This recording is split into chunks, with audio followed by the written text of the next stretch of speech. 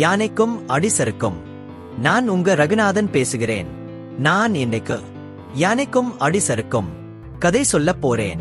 இந்த கதை பிடித்து இருந்தால் ரகுநாதன் சீனிவாசன் சேனலை லைக் பண்ணுங்க, ஷேர் செய்யுங்க, லைக் பட்டனை அழுத்துங்கள். பிடித்து இருந்தால் சேனலை சப்ஸ்கிரைப் செய்யுங்கள். வாங்க கதைக்குள்ள போகலாம். சோழவந்தான்புரம் என்ற அழகிய கிராமத்தில் பலராமன் என்றொரு பலசாலி வாழ்ந்து வந்தான். ஊரில் நடக்கும் இளவட்டக்கல் தூக்கும் போட்டியிலிருந்து மாட்டண்டி பந்தயம் வரை எல்லாவற்றிலும் பலராமனே வெற்றி பெறுவான். என்னை ஜெயிக்க இந்த ஊர்ல ஆளே இல்லை என்று அடிக்கடி மார்தட்டிக் கொள்வான். சின்னான் அவனது பெருமை பேச்சை கேட்டு அடிக்கடி சிரிப்பான். ஒரு நாள் கிராமத்தில் கோவில் திருவிழா வந்தது.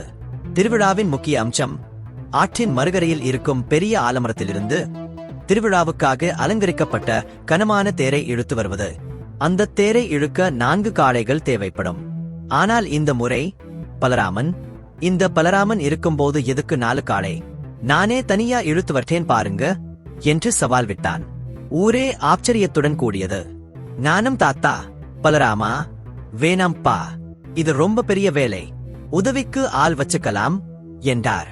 பலராமன் சிரித்துக்கொண்டே, தாத்தா, இந்த பலராமனை பத்தி உங்களுக்கு தெரியாதா?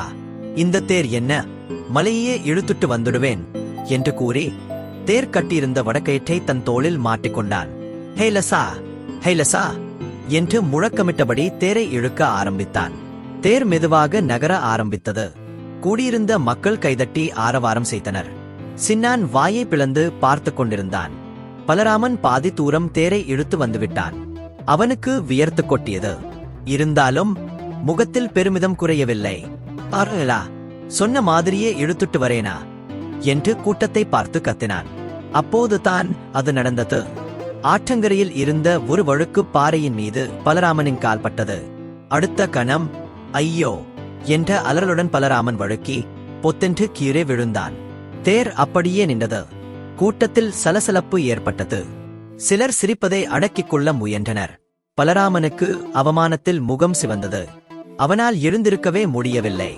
அப்போது சின்னான் ஓடிவந்து, பலராமன் அண்ணே, ஒண்ணுமில்லண்ணே, நான் தண்ணி கொண்டு வரேன் என்று சொல்லிவிட்டு ஓடினான். நானும் தாத்தா மெதுவாக பலராமனிடம் வந்து அவன் தோளை தட்டி கொடுத்து, கவலைப்படாத பலராமா, யானைக்கும் அடிசருக்கும்னு சொல்லுவாங்க. எவ்வளவு பெரிய பலசாலியா இருந்தாலும் சில சமயம் இப்படி நடக்கத்தான் செய்யும். இதுல அவமானப்பட ஒண்ணுமில்ல என்றார். மற்ற கிராம மக்களும் வந்து பலராமனுக்கு உதவினர். எல்லோரும் சேர்ந்து தேரை இழுத்து கோயிலுக்கு கொண்டு வந்தனர். விழா முடிந்ததும் பலராமன் சின்னானிடம் சென்று, நன்றி சின்னான், நான் ரொம்ப கர்வமா பேசிட்டேன். இன்னைக்கு நீயும் தாத்தாவும் தான் எனக்கு புரிய வச்சீங்க என்றான். சின்னான் சிரித்துக்கொண்டே, பரவாயில்லண்ணே, நீங்க தான் எங்க ஊரோட ஹீரோ என்றான். அன்றிலிருந்து பலராமன் தன் பலத்தை பற்றி பெருமை அடிப்பதை குறைத்துக் கொண்டான். அவனுக்கு புரிந்தது, எவ்வளவு பெரிய ஆளாக இருந்தாலும் சில நேரங்களில் தவறுகள் நடப்பது சகஜம் என்று. எண்ணம் இசை அனிமேஷன் சி. ரகுநாதன் தாம்பரம்.